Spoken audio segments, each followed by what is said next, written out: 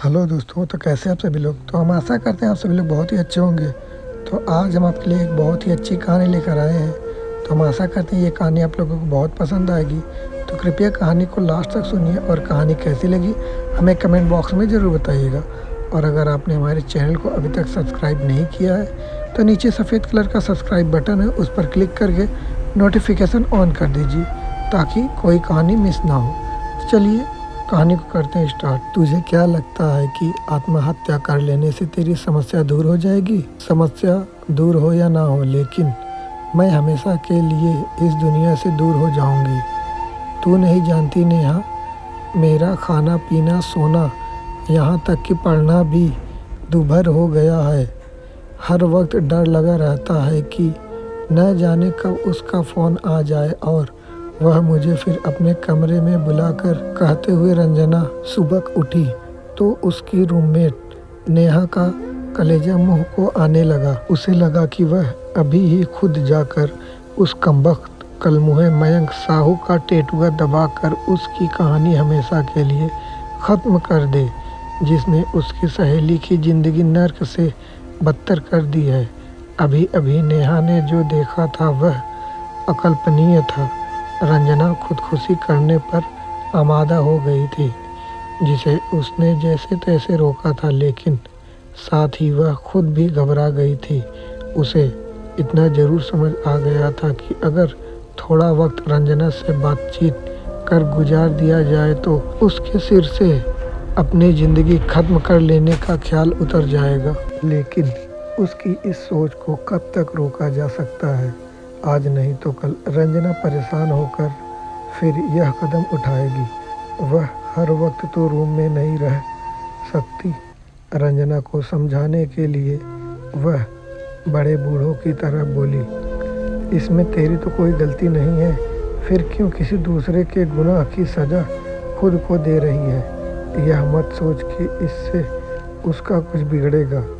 उल्टे तेरी इस बुज़दिली से उसे सह और छूट ही मिलेगी।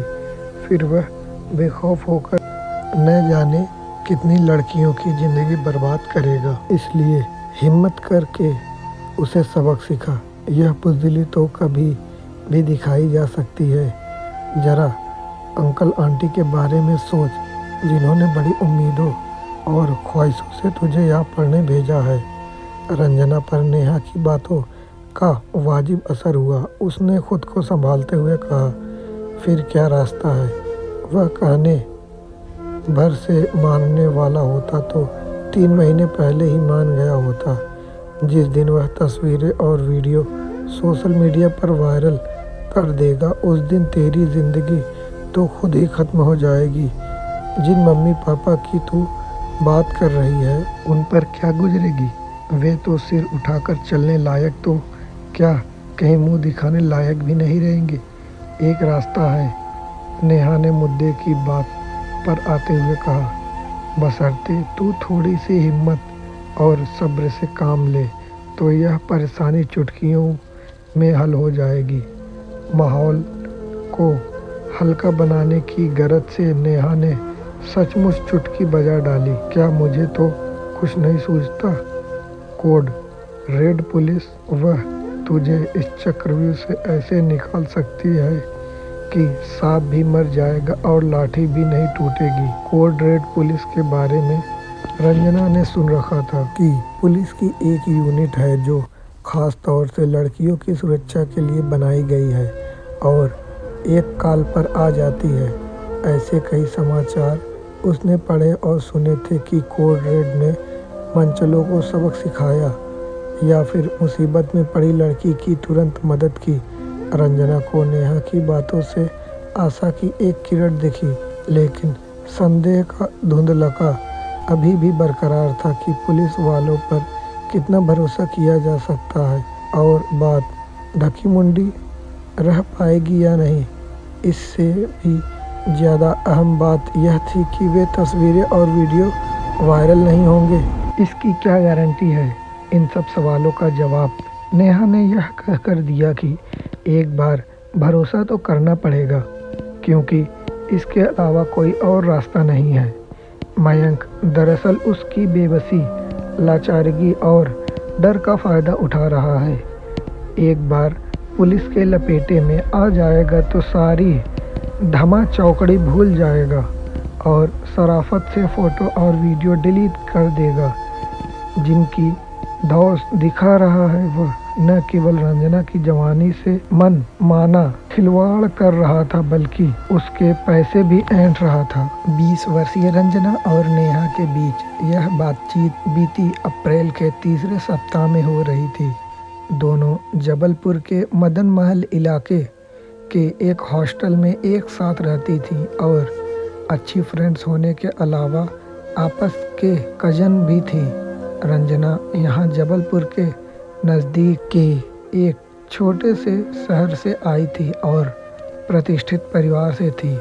आते वक्त ख़ास तौर से मम्मी ने उसे तरह तरह से समझाया था कि लड़कों से दोस्ती करना हर्ज की बात नहीं है, लेकिन उनसे तयशुदा पूरी दूरी बनाए रखना ज़रूरी है। बात केवल दुनिया की ऊंच नीच समझाने की नहीं बल्कि अपनी बड़ी हो गई नन्ही परी को आंखों से दूर करते वक्त ढेरों दूसरी नसीहतें देने की भी थी कि अपना ख्याल रखना, खूब खाना पीना, मन लगाकर पढ़ाई करना और रोज़ सुबह शाम फ़ोन ज़रूर करना जिससे हम लोग बेफिक्र रहें। यह अच्छी बात थी कि रंजना को बतौर रूममेट नेहा मिली थी जो उनकी रिश्तेदार भी थी। जबलपुर आकर रंजना ने हॉस्टल में अपना बोरिया बिस्तर जमाया और पढ़ाई लिखाई और कॉलेज में व्यस्त हो गई। मम्मी पापा से रोज़ बात हो जाने से वह होम सिकनेस का शिकार होने से बची रही। जबलपुर से उसकी जैसी हजारों लड़कियां थीं जो आसपास के इलाकों से पढ़ने आई थी। उन्हें देखकर भी उसे हिम्मत मिलती थी। मम्मी की दी सारी नसीहतें तो याद रखी रही, लेकिन लड़कों वाली बात वह भूल गई। खाली वक्त में वह भी सोशल मीडिया पर वक्त गुजारने लगी तो देखते ही देखते फेसबुक पर उसे के ढेरों फ्रेंड्स बन गए। व्हाट्सएप और फेसबुक से भी उसे बोरियत होने लगी तो उसने इंस्टाग्राम पर भी अकाउंट खोल लिया। इंस्टाग्राम पर वह कभी कभार अपनी तस्वीरें शेयर करती थी, लेकिन जब भी करती थी तब उसे मयंक साहू नाम के युवक से ज़रूर लाइक और कमेंट मिलता था। इससे रंजना की उत्सुकता उसके प्रति बढ़ी और जल्द ही दोनों में हाय हेलो होने लगी। यही हाय हेलो होते होते दोनों में दोस्ती भी हो गई। बातचीत में मयंक उसे शरीफ घर का महसूस हुआ तो शिष्टाचार और सम्मान का पूरा ध्यान रखता था। दूसरे लड़के की तरह उसने उसे प्रपोज नहीं किया था। 20 साल की हो जाने के बाद भी रंजना ने कोई बॉयफ्रेंड नहीं बनाया था, लेकिन जाने क्यों मयंक की दोस्ती की पेशकश वह कबूल कर बैठी, जो हॉस्टल के रूम से बाहर जाकर भी विस्तार लेने लगी। मेल मुलाकातों और बातचीत में रंजना को मयंक में किसी तरह का हल्कापन नजर नहीं आया। नतीजतन उसके प्रति उसका विश्वास बढ़ता गया और यह धारणा भी खंडित होने लगी कि सभी लड़के छिछोरे टाइप के होते हैं। मयंक भी जबलपुर के नज़दीक गाडरवारा कस्बे से आया था। यह इलाका अरहर की पैदावार के लिए देश भर में मशहूर है। बातों ही बातों में मयंक ने उसे बताया था कि पढ़ाई के साथ साथ वह एक कंपनी में पार्ट टाइम जॉब भी करता है, जिससे अपनी पढ़ाई का खर्च खुद उठा सके। अपने इस बॉयफ्रेंड का यह स्वाभिमान भी रंजना को रिझा गया था। कैंट इलाके में किराए के कमरे में रहने वाला मयंक कैसे रंजना के इर्द गिर्द जाल बुन रहा था, इसकी उसे भनक तक नहीं लगी। दोस्तों की राह में फूंक फूंक कर कदम रखने वाली रंजना को यह बताने वाला कोई नहीं था कि कभी कभी यूं ही चलते चलते भी कदम लड़खड़ा जाते हैं। इसी साल होली के दिन में मयंक ने रंजना को अपने कमरे पर बुलाया तो वह मना नहीं कर पाई। उस दिन को रंजना शायद ही कभी भूल पाए जब वह आगे पीछे का बिना कुछ सोचे मयंक के रूम पर चली गई थी। मयंक ने उसका हार्दिक स्वागत किया और दोनों इधर उधर की बातों में मशगूल हो गए। थोड़ी देर बाद मयंक ने उसे कोल्ड ड्रिंक ऑफ़र किया तो रंजना ने सहजता से पी ली। रंजना को यह पता नहीं चला कि कोल्ड ड्रिंक में कोई नशीली चीज़ मिली हुई है, लिहाजा धीरे धीरे वह होश खोती गई और थोड़ी देर बाद बेसुध होकर बिस्तर पर लुढ़क गई। मयंक हिंदी फिल्मों के विलेन की तरह इसी क्षण का इंतजार कर रहा था। शातिर शिकारी की तरह उसने रंजना के कपड़े एक एक कर उतारे और फिर उसके संगमरमरी जिस्म पर छा गया। कुछ देर बाद जब रंजना को होश आया तो उसे महसूस हुआ कि कुछ गड़बड़ हुई है, पर क्या हुई है यह उसे तब समझ में नहीं आया। मयंक ने उसे कुछ जाहिर नहीं किया जिससे उसे लगे कि थोड़ी देर पहले ही उसका दोस्त उसे कली से फूल और लड़की से औरत बना चुका है। दर्द को दबाते हुए लड़खड़ाती रंजना वापस हॉस्टल आकर सो गई। कुछ दिन बाद ठीक ठाक गुजरे, लेकिन जल्द ही मयंक ने अपनी असलियत उजागर कर दी। उसने एक दिन जब उस दिन का वीडियो और तस्वीरें रंजना को दिखाई तो उसे अपने पैरों के नीचे से जमीन खिसकती नजर आई। खुद की ऐसी वीडियो और फोटो देखकर शरीफ और इज्जतदार घर की कोई लड़की शर्म से जमीन में धंस जाने की दुआ मांगने लगती है। ऐसा ही कुछ रंजना के साथ हुआ। वह रोई गिड़गिड़ाई मयंक के पैरों से लिपट गई कि वह यह सब वीडियो और फोटो डिलीट कर दे, लेकिन मयंक पर उसके रोने गिड़गिड़ाने का कोई असर नहीं हुआ। तुम आखिर चाहते क्या हो? थक-हार कर उसने सवाल किया तो जवाब में ऐसा लगा मानो सैकड़ों प्राण अजीत, रंजीत, प्रेम चोपड़ा और शक्ति कपूर धूर्तता से मुस्कुराकर कह रहे हो कि हर चीज़ की एक कीमत होती है। जाने मन यह कीमत भी मयंक के साथ फिर वही सब अपनी मर्जी से करना जो उस दिन हुआ था। इसके अलावा उसे पैसे भी देने थे। अब रंजना को समझ आया कि उसका दोस्त या आशिक जो भी था ब्लैकमेलिंग पर उतारू हो गया है और उसकी बात न मानने का खामियाजा क्या क्या हो सकता है इसका अंदाज़ा भी वह लगा चुकी थी। मरती क्या न करती की तर्ज पर रंजना ने उसकी शर्तें मानते हुए उसे शरीर के साथ साथ 10,000 रुपये भी दे दिए, लेकिन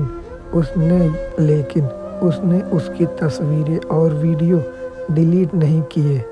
उल्टे अब वह रंजना को कभी भी अपने कमरे पर बुलाकर मनमानी करने लगा था। साथ ही वह उससे पैसे भी झटकने लगा था। रंजना चूंकि ज़रूरत से ज़्यादा झूठ बोलकर मम्मी पापा से पैसे नहीं मांग सकती थी, इसलिए एक बार तो उसने मम्मी की सोने की चैन चुरा कर ही मयंक को दे दी। रंजना 3 महीने तक तो चुपचाप मयंक की हवस पूरी करके उसे पैसे भी देती रही, लेकिन अब उसे लगने लगा था कि वह एक ऐसे चक्रव्यूह में फंस गई है जिससे निकलना मुश्किल ही नहीं नामुमकिन है। ऐसे में उसने अपनी ज़िंदगी ख़त्म करने का फ़ैसला ले लिया। नेहा अगर वक्त रहते न बचाती तो वह अपने फ़ैसले पर अमल भी कर चुकी होती, लेकिन नेहा ने उसे न केवल बचा लिया बल्कि मयंक को भी उसके किए का सबक सिखा डाला। नेहा ने रेड कोट पुलिस टीम को इस ब्लैकमेलिंग के बारे में जब विस्तार से बताया तो टीम ने रंजना को कुछ इस तरह समझाया कि वह अस्वस्थ हो गई है कि उसकी पहचान भी उजागर नहीं होगी और वे फ़ोटो व वीडियो भी हमेशा के लिए डिलीट हो जाएंगे। साथ ही मयंक को उसके जुर्म की सज़ा भी मिलेगी। कोड रेड की इंचार्ज एसआई माधुरी वासनिक ने रंजना को पूरी योजना बताई, जिससे मैं सबूतों के उसे रंगे हाथों धरा जा सके। इतनी बातचीत के बाद रंजना का खोया आत्मविश्वास भी लौटने लगा था। योजना के मुताबिक फुल एंड फाइनल सेटलमेंट के लिए 26 अप्रैल को रंजना ने मयंक को भंवरताल इलाके में बुलाया। सौदा 20,000 रुपये में तय हुआ। उस वक्त सुबह के कोई 6 बजे थे जब मयंक पैसे लेने आया। कोड रेड के अधिकारी ने उसे वहां रंगे हाथों पकड़ लिया और रंजना की सारी गंदी फ़ोटो और वीडियोस भी डिलीट कर दिया और उसे जेल भी हो गई। इसीलिए कहा गया है कि किसी को बगैर जाने पहचाने इतनी जल्दी उस पर विश्वास नहीं करना चाहिए कि वो कैसा इंसान है। हम आशा करते हैं कि आज की कहानी आप लोगों को बहुत पसंद आई होगी। अगर कहानी पसंद आई होगी तो कहानी को एक लाइक दे दीजिएगा और कहानी कैसी लगी हमें कमेंट बॉक्स में ज़रूर बताइएगा। और अगर आपने हमारे चैनल को अभी तक सब्सक्राइब नहीं किया है तो नीचे सफ़ेद कलर का सब्सक्राइब बटन है, उस पर क्लिक कर नोटिफिकेशन को ऑल पर सेट कर दीजिए ताकि कोई भी कहानी मिस ना हो। तब तक के लिए लेते हैं इजाज़त। मिलते हैं नेक्स्ट कहानी के साथ। नमस्कार।